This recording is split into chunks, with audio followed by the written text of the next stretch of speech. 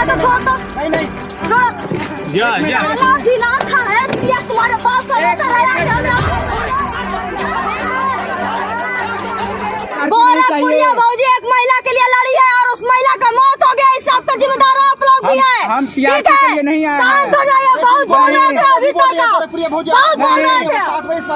मैंने सवाल कर रहे हैं। साला है तो छोड़ दो। नहीं छोड़ो। या ढीला था है ये तुम्हारे बाप का रहता है। हम यहाँ पे काम कर रहे हैं। हमारी 3 बच्चियां कब से भूखी है। हम भूखे हैं। बिल्कुल बिल्कुल चालू है। बता दो हम सुबह से आकर के कौन मदद किया है। मौजूद ही नहीं है। कौन मदद किया। क्या मदद चल रहा है अभी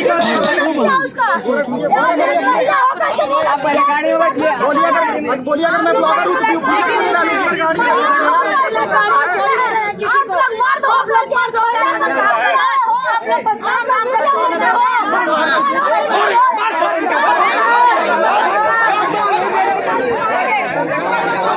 बवाल हो गया पूरे बवाल हो गया।